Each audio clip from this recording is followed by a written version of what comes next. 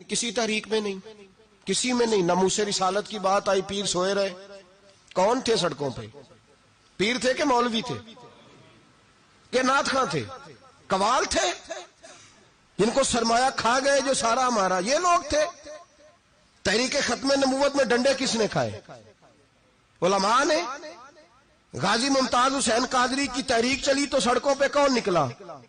तहरीक खत्म नबूवत। बताओ ना, किसी पीर का बयान दिखाओ मुझे जिसने कहा हो। थक गए गले। हमारी रिकॉर्डिंगें ला ला के लोग हमें सुनाते हैं, कहते हैं जनाब आपकी सख्त तकरीरें नोट हो रही हैं और सोशल मीडिया पे दूर दूर जा रही है, थोड़ी एहतियात करें। वो मैंने कहा यार किस तरह एहतियात करें, कैसे एहतियात करें? जिस कुत्ते को उसका मालिक 4 रोटियां डालता है वो सारी रात आवाजें दे दे के गुजार देता है कि मैं किसी को अंदर नहीं आने दूंगा।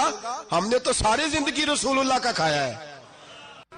दरवेश दिल्ली का बहुत बड़ा आलिम, बहुत बड़ा हदीस का उस्ताद, तहरीके पाकिस्तान के जुर्म में उनकी जवान बेटी हिंदू उठा के ले गए। जवान बेटी हिंदू उठा के। इन जालिमों से पूछो, इन वडेरों से पूछो, तुम अपनी कुर्बानी तो बताओ। तुम्हारे वालिदैन तो बैठे हुए थे अंग्रेज के कदमों में, तुम तो जूते साफ करने वाली कौम हो, या हुक्मरान बन गए। मौलाना अमीरुद्दीन की जवान बेटी ले गए। और हजरत के पास लोग आए, मुझे बताओ बेटियों की तकलीफ कितनी बड़ी होती है। सीना जख्मों से छलनी हो गया। और जब मौलाना नईमुद्दीन साहब ताजियत के लिए पहुंचे तो हजरत को सीने से लगा के कहने लगे फिक्र ना कीजिएगा, कोई बात नहीं।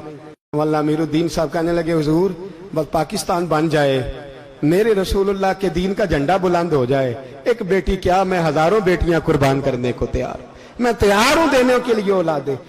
लोगों ने 10 लाख आदमी ने हिजरत की। 10 लाख 30,000 जाने एक एक दिन के अंदर कटी। लोगों के खूनों के ऊपर बना हुआ ये मुल्क, और इसके अंदर कभी कोई गद्दार आके बैठ जाता है, कभी कोई मक्कार आके बैठ जाता है, कभी कोई अय्याश आके बैठ जाता है, कभी बच्चे कत्ल होते हैं, कभी बच्चियों की इज्जतें लुटती हैं, कहीं 71 जनाजे इकट्ठे होते हैं। जालिमों को शर्म तक नहीं आती। हम किसी आइन को नहीं मानते, किसी कानून को नहीं मानते। हम मानते हैं उस पाकिस्तान को जिस पाकिस्तान में एक तरफ अल्लाह का कुरान हो और दूसरी जानब मोहम्मद मुस्तफा का फरमान हो। हमें किसी तीसरी चीज की जरूरत हो। अगर सेकुलर पाकिस्तान बनाना था तो इंडिया की गवर्नमेंट तो आज भी अच्छी है पाकिस्तान से।